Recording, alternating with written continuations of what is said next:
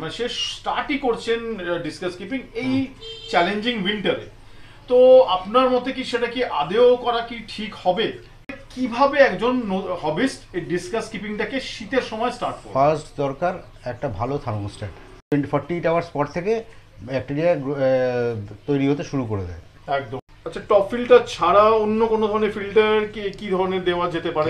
Canister দিতে বলে তো খুবই ভালো। 2.5 ফুট ট্যাঙ্কের থেকে যদি আপনি শুরু করেন, 2.5 ফুট ট্যাঙ্কে মোটামুটি 8 থেকে 10টা মাছ রাখা যায়। এই মুহূর্তে গোটার ব্লাড মাছ কোনোটাই খাওয়াচ্ছে না, সব ড্রাইয়ের ওপরই রাখছি, কারণ ওয়াটার চেঞ্জটা বেশি করতে হয়। তার ওয়াটার চেঞ্জের ডিসকাসের ক্ষেত্রে একটা নিয়ম আছে। ইম্পোর্টেড এবং লোকাল ডিসকাসের মধ্যে আপনি কি তফাৎ আপনি পান? ভালো কোয়ালিটির মাছ যে ইন্ডিয়াতে ব্রিড হচ্ছে না তা না, নিশ্চয়ই হচ্ছে। সেগুলো কোয়ালিটিতে প্রায় ইকুইভ্যালেন্ট টু ইম্পোর্টেডই থাকে। তার মানে যারা অনিস অ্যাকোয়ার আমার চ্যানেলে সাবস্ক্রিপশন দেখাবেন এবং আপনার কাছে যদি যে কোনো কিছু যদি পারচেজ করেন, সেটা গালিফ স্ট্রিটে হতে পারে অথবা আপনার বাড়িতেও হতে পারে, তাই তো? সেখানে আপনারা সবাই পেয়ে যাচ্ছেন 5% ডিসকাউন্ট। তো বন্ধুরা, আজকে আমরা যিনি আমাদের গেস্ট, আশা করি আপনারা সবাই ওনাকে চেনেন, জানেন। উনি হচ্ছেন আমাদের গালিফ স্ট্রিটের পিকলুদা। কিন্তু যে জিনিসগুলো আপনারা জানেন না, যেটা শুনে অনেক খুব চমকে যাবেন, ওনার অনেক হিস্ট্রি আছে, ফ্যামিলি হিস্ট্রি, ট্রেডিশন আছে, তো সেগুলো আমরা জানবো। এবং আজকের ভিডিওটা করবো হচ্ছে, কেউ যদি আপনারা এই season, that is the most challenging season to keep fishes, that is winter সময়তে যদি আপনি ডিসকাস কিপিং স্টার্ট করতে চান, তাহলে কি আদেও কি সেটা করা ঠিক হবে? আর যদি করতে চান তাহলে কিভাবে করা যাবে, সেটা আমাদের এন্টারলি গাইড করবেন পিকলুদা। চলুন শুরু করছি আজকের ভিডিও। তো নমস্কার পিকলুদা। নমস্কার। তো পিকলুদা, এটা জানতে চাইবো যে কেউ যদি এই সিজনে, মানে আমি বলছি না যে ধরুন যে ফিশ কিপিং অলরেডি ডিসকাস পুষছেন, উনি কিভাবে উইন্টারে ওটাকে মেনটেন করবেন। কেউ যদি এই মুহূর্তে তার মনে হয় যে উইন্টারে এবার এখনই আমার ট্যাঙ্ক খালি আছে, কিংবা আমি একটা নতুন ট্যাঙ্ক এনেছি, তো এবার আমি তাহলে ডিসকাস পুষবো এই উইন্টার দিয়ে, মানে সে স্টার্টই করছেন ডিসকাস কিপিং এই চ্যালেঞ্জিং উইন্টারে। তো আপনার মতে কি সেটা কি আদেও করা কি ঠিক হবে? দেখুন, মাছ সবসময় রাখা যায় যদি তার অ্যাকচুয়াল ওয়াটার প্যারামিটার আর তার অ্যাকচুয়াল কন্ডিশন দেওয়া যায়, টেম্পারেচার ঠিকঠাক মেনটেন করা যায়, তাহলে সবসময় করা যায়। ওটা গরম শীত বলে কোনো ব্যাপার না। ওকে, তাহলে বলতে চাইছেন তাহলে সেটা শীতেও অবশ্যই পসিবল, রাইট? নিশ্চয়ই। উইন্টার মানেই মানে খুব চ্যালেঞ্জিং নিশ্চয়ই থাকে। তো সেখানে দেখবেন একটা ভয়, প্রচন্ড ভয় দেখবেন সবারই হবিজদের মনে একটা কাজ করে। আপনি তাহলে যদি কখন বলছেন অবশ্যই স্টার্ট করা যেতেই পারে উইন্টারে ডিসকাস কিপিং, তার মানে নতুন একটা ট্যাঙ্ক নিয়ে, তাহলে সেটাকে তাহলে কিভাবে একজন হবিস্ট এই ডিসকাস কিপিংটাকে শীতের সময় স্টার্ট করবে? ফার্স্ট দরকার একটা ভালো থার্মোস্ট্যাট। আমাদের 150 টাকার থার্মোস্ট্যাট দিয়ে কিন্তু ডিসকাস কিপিং করাটা একটু চাপ। তার কারণ হচ্ছে রিস্কি হয়ে যাচ্ছে। খুব রিস্কি। একটু রিস্কি না, খুব রিস্কি। কারণ আচ্ছা। আমাদের যে হিটারগুলো হয় ওগুলো হচ্ছে গিয়ে টাইমার হিটার। ওগুলো অ্যাকচুয়াল থার্মোস্ট্যাটে জলের টেম্পারেচার মেনটেন করে না। একটু ভালো থার্মোস্ট্যাট নিলে পরে তাহলে পরে সারা বছরই থার্মোস্ট্যাট অন থাকলে পরেও হিট একই দেবে, কিন্তু আপনার চলবে না থার্মোস্ট্যাটটা, কারেন্ট কনজাম্পশন হবে। তো তাহলে আপনি কোন ব্র্যান্ডকে কোন একটা আপনি কি সাজেস্ট করতে পারবেন যে যেটা রিয়েলি খুব এফেক্টিভ হবে? দেখুন, এহেম নিতে পারলে তো সব থেকে ভালো, নইলে পরে সানসানও আজকাল মোটামুটি ভালোই চলছে। আমার সব ট্যাঙ্কে দেখবেন নয় এহেম নয় সানসানই লাগানো রয়েছে। আচ্ছা, হ্যাঁ, কারণ আমারও মনে হচ্ছে যে আমি যখন আমার সেই কলেজ লাইফে একবার এহেম আমি কিনেছিলাম, সেটা যদি খুব ভুল না বলি অন্তত 12-13 বছর পর্যন্ত আমার এখানে সার্ভিস দিয়ে গেছে। যে ম্যাক্সিমাম থার্মোস্ট্যাট এহেমের লাগানো রয়েছে সবকটা মোটামুটি 2010-11 কেনা। আচ্ছা, 2010-11 থেকে আপনার এখনো ওটা চলছে, এবং খুব এফেক্টিভলি চলছে একদম। তার মানে হলো ডিসকাস কিপিং এবং এই সময়তে সব থেকে গুরুতর জিনিসটা হলো একটা ভালো থার্মোস্ট্যাট এবং প্রপার থার্মোস্ট্যাট। ওকে, আর তাহলে ধরুন থার্মোস্ট্যাটটা, কিন্তু এটা বলবো যে ধরুন ডিসকাসের জন্য শুধু তো ট্যাঙ্কটা আমি কিনে আনলাম আর ডিসকাসকে দুম করে আমি 2-4 দিনে ছেড়ে দিলাম, সেটা তো হতে পারে না। জলটা তাহলে কিভাবে জলটা তৈরি করতে আপনার যে আর একটা জিনিস লাগে, সেটা হচ্ছে টপ ফিল্টার। মিনিমাম যেটা প্রয়োজন সেটাই বলছি। নতুন ট্যাঙ্কে যে নতুন ফিল্টার মিডিয়া দিয়ে নতুন টপ ফিল্টার লাগিয়ে 2 দিন পরে 48 আওয়ার্স পর থেকে ব্যাকটেরিয়া তৈরি হতে শুরু করে দেয়। একদম। অবশ্যই ধরুন যে 1 মাস ধরে হচ্ছে ধরুন নাইট্রোজেন সাইকেলটা যদি বলে না যে একদম আপনি কোনো রিস্ক কেউ যদি নিতে না চান একদম প্রপার ভাবে, সো ধরুন আপনি হয়তো 1 মাস ধরে আপনি নাইট্রোজেন সাইকেলটা সেটা তো করতেই পারেন, সেটা অসুবিধা কিছু নেই। জলটা আপনি তৈরি করে নিলেন, তো করে এবং অবশ্যই তাহলে টেম্পারেচারও কততে থার্মোস্ট্যাটটাকে রাখা উচিত আপনার মতে? টেম্পারেচার থার্মোস্ট্যাট অ্যাকচুয়ালি লাগানোর পর একটা থার্মোমিটার লাগানোর দরকার। থার্মোমিটারে টেম্পারেচার যেন সবসময় 30 আশেপাশে দেখায়। একদম, কারণ আশা করি যে ধরুন বহু সময় দেখা যায় যে আপনার যত আপনি ওয়াটেজের আপনি থার্মোস্ট্যাটটা নিলেন, হ্যাঁ নর্মালি অভিজ্ঞ লোক হলে আপনাকে বলে দেবে যে আপনার ট্যাঙ্কে কত লিটার জল বা কত বড় ট্যাঙ্কে কত ওয়াটের থার্মোস্ট্যাটটা নেওয়া উচিত, সেটা মানে যার থেকে কেনা হচ্ছে সে তো নিশ্চয়ই বলে দেওয়া উচিত। জাস্ট ইন কেস আপনি এমন একজন থেকে যদি আমরা কিনি যে যার হয়তো প্রপার তার নলেজ নেই, অনেকে অনলাইন কিনে, হ্যাঁ, তো সেখানে দেখা গেল যে হয়তো আপনি থার্মোস্ট্যাটের ওয়াটটা আপনার ট্যাঙ্ক ছোট, আপনি থার্মোস্ট্যাটের ওয়াটেজটা বেশি নিয়ে নিয়েছেন, তাই টেম্পারেচারটা দেখা গেল আপনি সেট করছেন হয়তো ধরুন ওই 28-এ, দেখা গেল 33-34 হয়তো ধরুন খুব হাই টেম্পারেচার দিয়ে দিচ্ছে।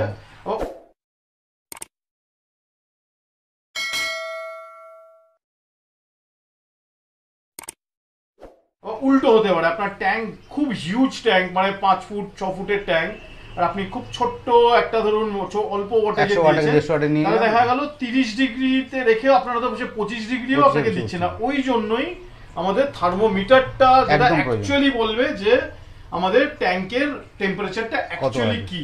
তো আপনি এখানে এই মোমেন্টে একটু কি দেখানো যেতে পারে যে টেম্পারেচারটা এখানে কত শো করছে? টেম্পারেচারটা শো করছে হচ্ছে 31 মতো শো করবে।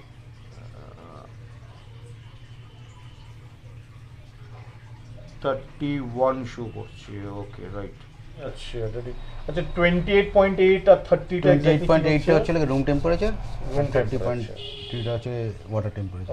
ওকে, অসাধারণ। আচ্ছা এই রকমের ইয়েটাকে আমরা এক্স্যাক্টলি কি বলতে পারি এই ধরনের থার্মোমিটারকে? এইগুলো তো ডিজিটাল থার্মোমিটার, এগুলো ভালো কোম্পানির এগুলো পাওয়া যায়। ওকে, আর এগুলোর ধরুন প্রাইস কিরকম মোটামুটি পড়ে? দেখুন ফ্লুভাল কিংবা বাইরে যেগুলো বড় কোম্পানি তাদের দাম তো অনেক, প্রায় 2000-2500 দাম। এগুলো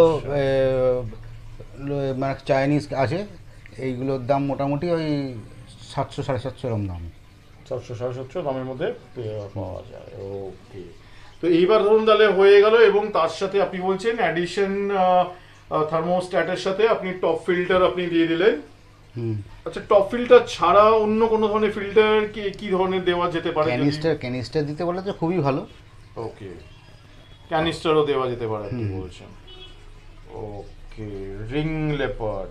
ওকে, আচ্ছা তা আর ধরুন এরপরে তো তাহলে হয়ে গেল আপনি থার্মোস্ট্যাটটা প্রপার সেট করে নিলেন, ফিল্ট্রেশনও সেট করে নিলেন, আর ধরুন নাইট্রোজেন সাইকেলটাকে যদি করে নেয় 1 মাস ধরে চালিয়ে তারপরে মাছ ছাড়লে একদম সেফেস্ট এবং বেস্ট ওয়ে। এবং এখানে ধরুন কটা মাছ একসাথে ছাড়া যেতে পারে, বা মিনিমাম কত মাছ ডিসকাসে ছাড়া উচিত? দেখুন মোটামুটি 2 ফুট থেকে 2 ফুট ট্যাঙ্কে না রাখাই ভালো ডিসকাস। 2.5 ফুট ট্যাঙ্কের থেকে যদি আপনি শুরু করেন, 2.5 ফুট ট্যাঙ্কে মোটামুটি 8 থেকে 10টা মাছ রাখা যায়। তেমনি 3 ফুট ট্যাঙ্কে মোটামুটি ধরে নিন ওই 15টা মতো। 4 ফুটে 18 থেকে 20টা। 4 ফুটে 18-20টা বা ছাড়া যেতেই পারে, তবে আশা করি আপনি কিছুটা হলে ছোট সাইজের ডিসকাস বলছেন, মানে মিডিয়াম সাইজ। হ্যাঁ, ছোট সাইজেরই লোকে ছাড়লে, তার ছোট থেকেই বড় করাটা হবিসদের তো ইচ্ছে, যে ভালো লাগে যে ছোট থেকে ছাড়বো বড় হবে আমাদের নিজেদের অ্যাকুরিয়ামে, সেটাই লোকে চায় সেরকম। এবং আমি বলে দিচ্ছি যে 4 ফুট অ্যাকুরিয়ামে মোটামুটি যদি আপনি 18 থেকে 20টা মাছ রাখেন, 4, 1.5, 2 এরকম কোনো অ্যাকুরিয়ামে, তাহলে পরে মাছগুলো সবকটাই 5 ইঞ্চি থেকে 6 ইঞ্চি সাইজ হবে। একদম একদম।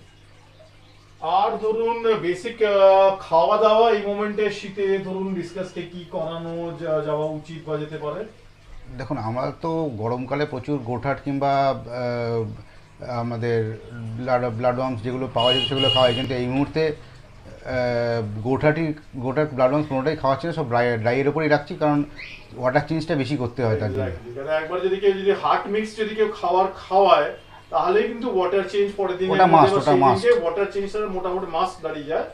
তো সেই জন্য এই মোমেন্টে ড্রাই ফুডটা খাওয়ানো ইজ দ্য বেস্ট, যাতে উইন্টারে ওয়াটার চেঞ্জটা যতটা পারা যায় কম করা যায়। আচ্ছা, ওয়াটার চেঞ্জটা তো পিকলুদা ইজ অবশ্যই একটা চ্যালেঞ্জ। ওয়াটার চেঞ্জের ডিসকাসের ক্ষেত্রে একটা নিয়ম আছে, নিয়মটা হচ্ছে গিয়ে একটু কাইন্ডলি একটু জানতে চাইবো যদি আমাদের অডিয়েন্সের। এইটা সারা বছর মেনটেন করাটাই বেস্ট। অনেকে যে গরমকালে ট্যাপের ওয়াটার দিয়ে দেয়, ট্যাপ ওয়াটার দিয়ে সাইফন করে, কিন্তু ট্যাপ ওয়াটার দিয়ে সাইফন করলে পরেও জলের টেম্পারেচারটা সেম রাখার জন্য একটু গরম জল মিশিয়ে দেওয়াটা ভালো। একদম, এবং আশা করি আইডিয়ালি যতটা আমাদের ট্যাঙ্কের যে ওয়াটার যে টেম্পারেচার যতটা থাকে আপনার অ্যাকোয়ারিয়ামে, সেটাই হচ্ছে যে জল চেঞ্জ যখন করা হচ্ছে সেটাকেও একবার সেই টেম্পারেচারে একবার নিয়ে এক্স্যাক্ট গিয়ে সেই টেম্পারেচারের থেকে 1 ডিগ্রি বেশি হলে অসুবিধা হবে না, কম হলে অসুবিধা হতে পারে। একদম একদম। এবং যেটা ধরুন বলা হয় যে একেবারে 3 ডিগ্রির বেশি সেই চেঞ্জটা ফ্লাকচুয়েশনটা যাতে না হয় আর কি। ওকে। আর আপনি ধরুন এই মোমেন্টে খাওয়ানো, আপনি মোটামুটি ডিসকাসটি কি খাওয়ান আপনার ডিসকাস? আমার ডিসকাস এখানে বায়োডোভাইটস খায়, বায়োগোল্ড খায়, বায়োগোল্ড খায়। শীতে এই দুটোই খাওয়াচ্ছি আপাতত। আমি গরমকালে গোঠাট খাওয়াই, কারণ আমার অনেক অ্যাকোয়ারিয়াম তো জল চেঞ্জ করতে প্রচুর গরম জল লাগে, সেই জন্যে অতটা জল চেঞ্জ করতে পারবো না বলে গোঠাটটা এখন খাওয়ানো একটু বন্ধ রেখেছি। অবশ্যই অবশ্যই। এটা একটা খুব একটু আনইউজুয়াল একটু জিওফেগাস দেখছি, এটার নামটা কি হচ্ছে পিকলুদা?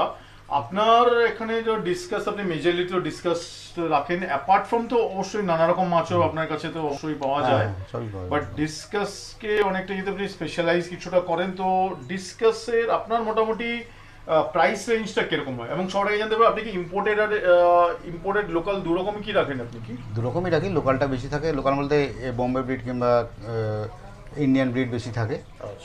তার কারণ তার কস্টিংটা একটু কম হয় বলে লোকে নিতে ভালো, মানে সুবিধা হয়। ইম্পোর্টেড মাছের দাম মোটামুটি ধরে নিন 4,500-5,000 টাকা থেকে শুরু হয়। তো আপনার এখানে মোটামুটি ধরুন একটা অ্যাভারেজে মানে মোটামুটি সাইজ আর মানে রেঞ্জটা মোটামুটি কিরকম একটা পাওয়া যায়? মানে আমি জেনারেলি 3 ইঞ্চির কমে মাছ রাখি না, কারণ 3 ইঞ্চির কমে মাছ রাখলে লোকের বাড়িতে গিয়ে অনেক সময় মাছ বাঁচে না, কিংবা তার যেহেতু ইমিউনিটি পাওয়ার কম, সেই জন্য 3 ইঞ্চির কমে নিয়ে গেলে অনেক প্রবলেম হয়। সেই কারণে 3 ইঞ্চি রাখি, যাতে যে খাওয়া ধরে নেয়। আমি বাড়িতে এনে মিনিমাম 15 ডেজ আগে কোয়ারেন্টাইন করে নিই, কোয়ারেন্টাইন করে তাদেরকে মোটামুটি বিভিন্ন রকমের ফুড হ্যাবিটসটা অ্যাকাস্টম করিয়ে দিই, অ্যাকাস্টম করিয়ে দেওয়ার পর তারপরে সেলিংয়ে শুরু করি। আর ধরুন এই 3 ইঞ্চিতে আপনার যদি লোকাল ডিসকাস হয় তার প্রাইস রেঞ্জটা কিরকম পড়ে, আর ইম্পোর্টেড হলে 3 ইঞ্চির প্রাইস রেঞ্জটা আপনার কাছে কিরকম পড়ে? লোকাল যেগুলো একটু ভালো কোয়ালিটি হয় সেগুলোর দাম মোটামুটি 1200-1250 থেকে শুরু হয়। যদি একটু ইনফিরিয়ার কোয়ালিটি হয় সেগুলো 800-900 থেকে শুরু হয়। আর ইম্পোর্টেডে মোটামুটি 4 ইঞ্চির কমে আসে না। 3 ইঞ্চি মাছ ইম্পোর্টেড আমি দেখেছি খুব কম। 4 ইঞ্চি 4.5 ইঞ্চির কমে আসে না, ওগুলো মোটামুটি 4,000 থেকে শুরু হয় ধরে নিতে পারেন। আচ্ছা, মানে 3 ইঞ্চি বা 3 ইঞ্চি প্লাসই। হ্যাঁ, এই এখানে যেমন রিং লেপার্ডগুলো আছে, এই রিং লেপার্ডগুলো ইম্পোর্টেড আছে। ওকে, এটা কি বুলডগ হচ্ছে কি? হাই বডি রিং লেপার্ড, বুলডগও বলতে পারেন। এগুলো জাস্ট কোয়ারেন্টাইন থেকে বেরিয়েছে 3-4 দিন হলো। আর কত অসাধারণ পার্টিকুলার স্পেসিমেনটা।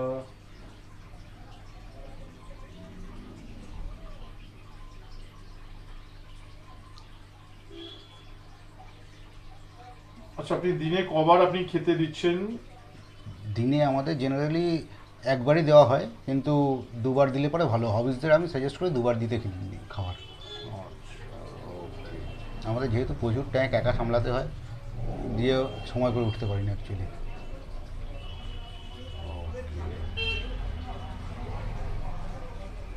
আর এটা হলো ধরুন আপনার অনুযায়ী ইম্পোর্টেড এবং লোকাল ডিসকাসের মধ্যে আপনি কি তফাৎটা আপনি পান? দুটোর মধ্যে কতটা তুল্যমূল্য, কোনটা কিভাবে বেশি ভালো বা খারাপ?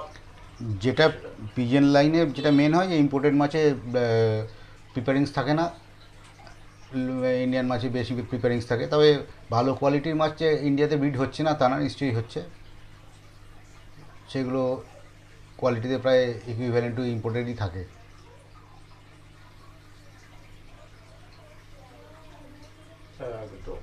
তো পিকলুদা, এটা জানতে চাইবো যে আপনি ডিসকাস ছাড়া আপনার কাছে আর কি কি এন্ডারলি ফিশেস পাওয়া যায়? দেখুন, রিসেন্টলি মনস্টার মাছের খুব ডিমান্ড রয়েছে।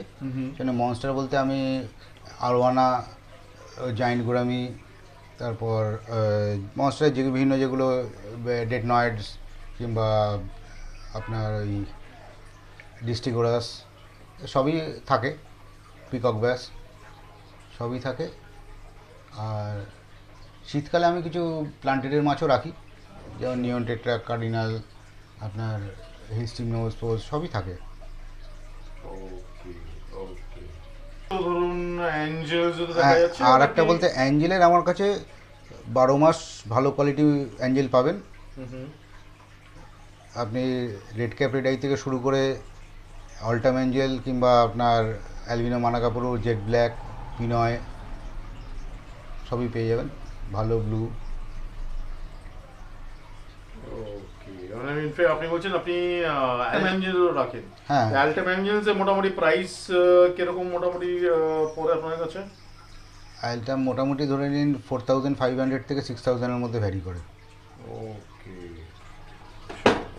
আর আপনি তো এদিকে আপনি তো বলছেন যে ইভেন ইয়েও তো যায়, মানে যেগুলো আমাদের ইয়ে ফিশেস হয়, মনস্টার ফিশেস, সেগুলো কম বেশি সব ধরনের ফিশই পাওয়া যাচ্ছে, তাই তো? ওকে। আর আপনার কাছে আরওয়ানাস মোটামুটি কিরকম সিলভার আরওয়ানা যেগুলো আমরা দেখলাম বোধহয় মোটামুটি 1 ফুটের কাছাকাছি, 10 ইঞ্চি 1 ফুট? ছোটো মাছও আছে, বড় মাছও আছে। ছোটো মাছ মোটামুটি ধরে নিন 700 থেকে শুরু, আর বড় মাছ ধরে নিন ওই অ্যালবিনোও আছে, নর্মাল সিলভারও আছে। অ্যালবিনোর দাম মোটামুটি ধরে নিন ছোটো মাছ 1800 থেকে শুরু, বড় মাছ 4500, 5000 আছে। গোল্ডেন পার্লও আছে, হাইব্যাক গোল্ডেন, আরটিজি সবই পেয়ে যাবেন। ওকে, এটা একটা একটু আনইউজুয়াল একটা মাছ দেখতে পাচ্ছি, এটা একটু নামটা জানা যেতে পারে? জিওফেগাস লিকস্টিকা। জিওফেগাস লিকস্টিকা, আচ্ছা, ইন্টারেস্টিং। এটা খুব একটা আমরা দেখা যায় না, বা আমরা দেখতে না, এটা একটু পাই রেয়ার মাছ আছে। একদম। এটা জানতে চাইবো যে যারা জানেন না, আপনার একটা অসাধারণ একটা ফ্যামিলি ট্রেডিশন আছে, একটা হিস্ট্রি আছে, এবং আপনার ইন্টার ফিশিং এর জার্নিটা, সেটা খুব ছোট্ট করে জানতে চাইবো। অ্যাকচুয়ালি আমার বাড়িতে আমার বাবা প্রথম 1978 সময় বোম্বে থেকে মাছ আনতেন।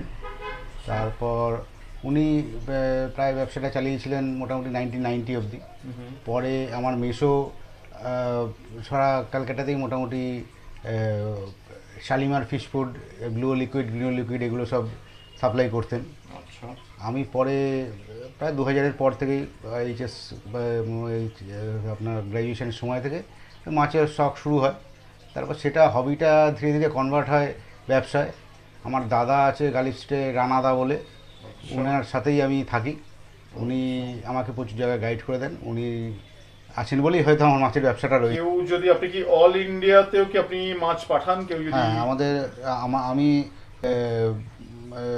আপনার দেরাদুন মাছ যায়, বেনারস যায়, পুনাতে যায়, আর যায় হচ্ছে নর্থ ইস্টে যায়,